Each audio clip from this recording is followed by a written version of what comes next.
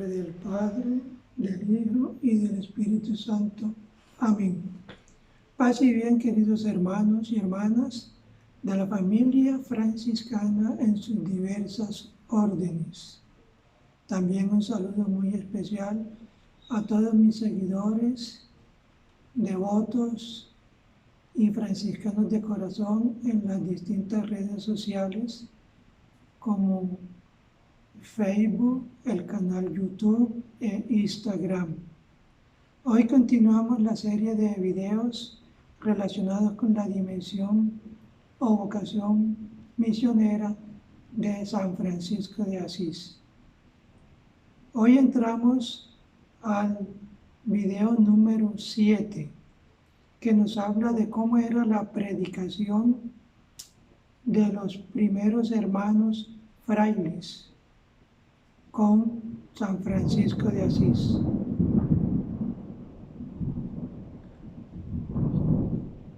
Los hermanos, según confirman los religiosos de la época, especialmente los benedictinos, tenían la costumbre de predicar sobre todo los días de fiestas y los domingos. En estos días visitaban especialmente las parroquias o se hacían presentes entre los frailes y fieles en otras asambleas, donde llegaban fácilmente a sus corazones, porque las palabras que pronunciaban estaban sostenidas por una vida mortificada y santa. En general podemos decir que la predicación se caracterizaba por la humildad y la pequeñez, lo que en latín se llama minoritas. Por eso Francisco advertía a los hermanos de no apropiarse del don del ministerio de la palabra, pues esto podía ocurrir cuando alguien buscaba su propia gloria a través de la predicación. En cambio, tenía predilección por los que no la buscaban, y después de predicar la palabra, se retiraban sin esperar la adulación de los demás. La clericalización de la orden no estuvo exenta de problemas, pues cuando la predicación de la palabra iba unida al ministerio sacramental, los hermanos entraban en conflicto con el clero diocesano. Algunos quisieron resolver este problema mediante privilegios, pero Francisco no estaba de acuerdo, y así lo dice en su numeral 25 en su testamento.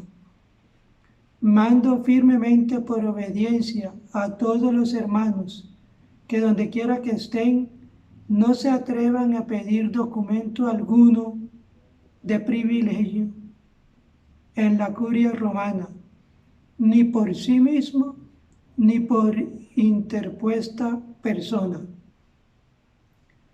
ni para la iglesia, ni para otro lugar, ni con miras a la predicación, ni por persecución de sus cuerpos. La actividad de predicación de los hermanos los distinguía en su servicio a la iglesia. No se entendía solo como una norma, sino también como su defensa. De hecho, Francisco se sometió a la autoridad de la iglesia en materia de predicación, mientras que otros movimientos religiosos no lo hicieron, y predicando doctrinas erróneas no podían ser aprobados por la iglesia, y al mismo tiempo se convertían en heréticos. En el caso de Francisco, la predicación no solo dependía del permiso del obispo, sino también del permiso del párroco, sin cuya aprobación no osaba predicar. Con el tiempo, la actividad de predicación de los hermanos ha tenido también un impacto concreto en la presencia de comunidades franciscanas en muchos países europeos. Este servicio apostólico, ya en los primeros años de existencia de la orden, incluso en la época de San Francisco, condujo a su expansión.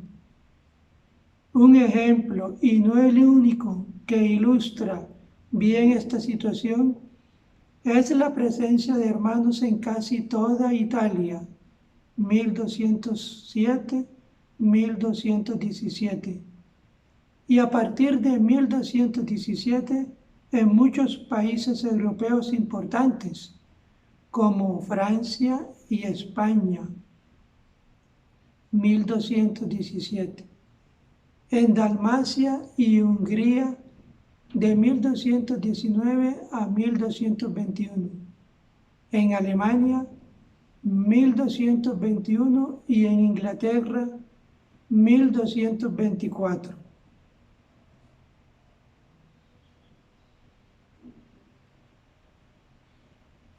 Y así, queridos hermanos, entramos en una época histórica donde se va expandiendo la orden y por lo tanto su dimensión misionera, su actividad apostólica, su predicación por todos los confines de la tierra, hasta llegar a lo que hoy nosotros conocemos como la actividad ad gentes.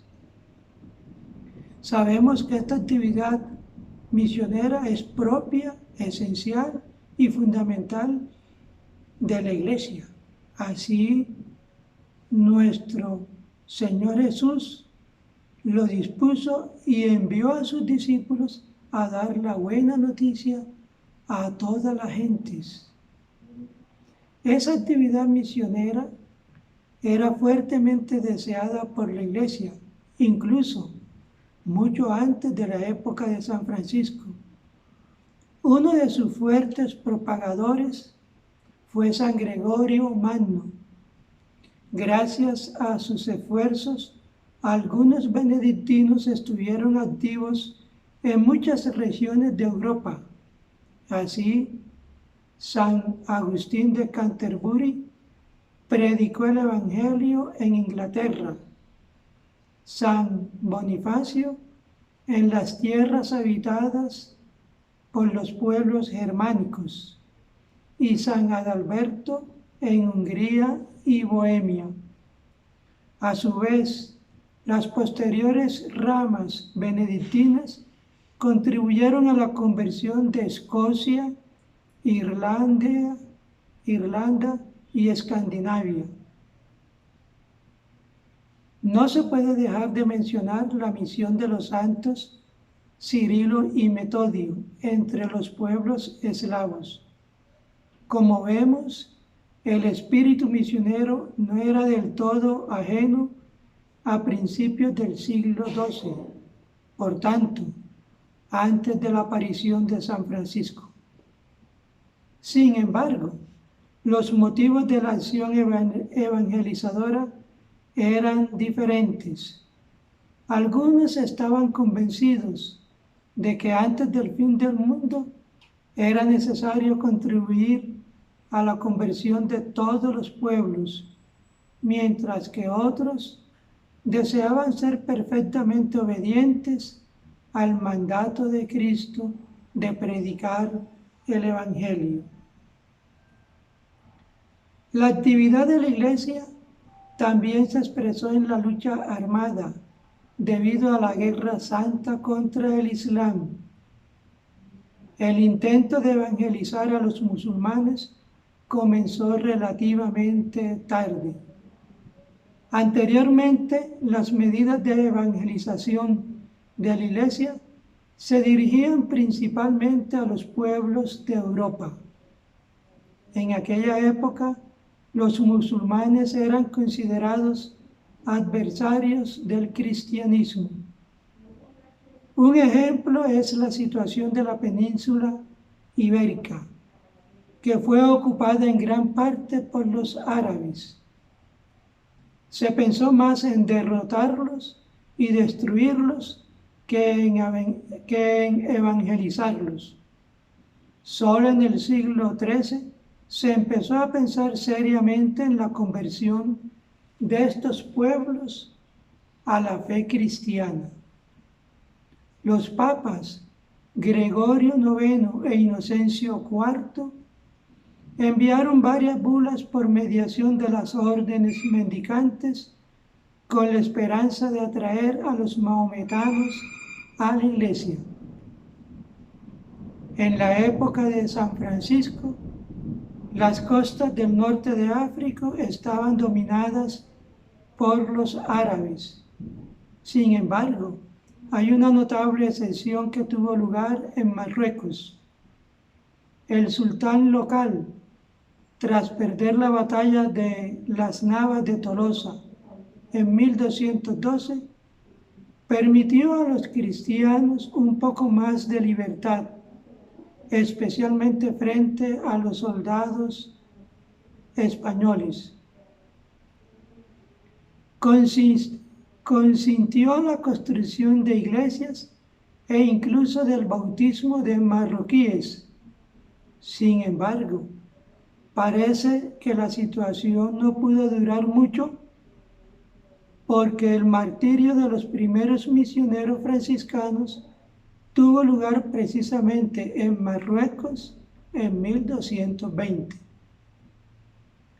En otros países donde el dominio musulmán era fuerte, como Egipto, Palestina y España, la pena de muerte disuadía de abrazar la nueva religión y también se aplicaba a los misioneros que intentaban convertir a otros al cristianismo. En cuanto a la situación en Tierra Santa, era bastante incómoda para los cristianos, porque esos territorios también estaban bajo dominio islámico. Las armas que se utilizaron en esa época fueron las cruzadas.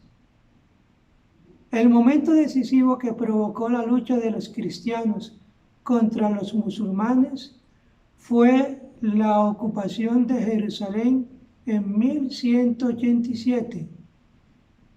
Impedir las peregrinaciones a Tierra Santa se convirtió en el motivo predominante para atacar y recuperar los lugares santos. Las peticiones para participar en las cruzadas se hacían tanto de palabra como por escrito. E incluso se intentaba estimular la imaginación mostrando a Jesús todo ensangrentado, dejando claro que era el propio Mahoma quien había contribuido a su sufrimiento y muerte. Incluso las órdenes de caballería que antes ayudaban a la gente, especialmente a los enfermos o a los que se dirigían hacia Jerusalén, se incorporaron a los ejércitos cruzados. También hay que recordar que ir a Tierra Santa para liberarle, en caso de morir, aseguraba la salvación.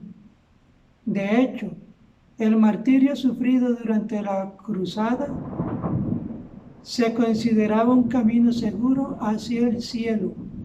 Fue en esta época que apareció San Francisco con su deseo de predicar el Evangelio en tierras no cristianas. Y así, queridos hermanos, vamos poco a poco reflexionando, haciendo lectura de estos artículos muy bien elaborados por Fray Darius Mazurek, actualmente delegado general para la animación misionera franciscana. Un abrazo de paz y bien para todos y mañana continuamos. El Señor nos bendiga y nos guarde, nos muestre su rostro y tenga misericordia de nosotros. Vuelva el Señor su rostro hacia nosotros y nos conceda la paz. El Señor bendiga a estos sus hijos e hijas, en el nombre del Padre, del Hijo y del Espíritu Santo. Amén. Oh alto y glorioso Dios, ilumina las tinieblas de mi corazón. Dame fe recta, esperanza cierta, caridad perfecta, sentido y conocimiento, Señor, para que cumpla tu santo y veraz mandamiento.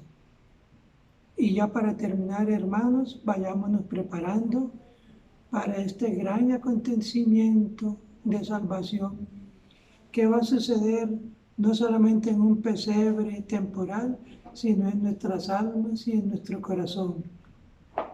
El Dios humanado, el Dios hecho carne.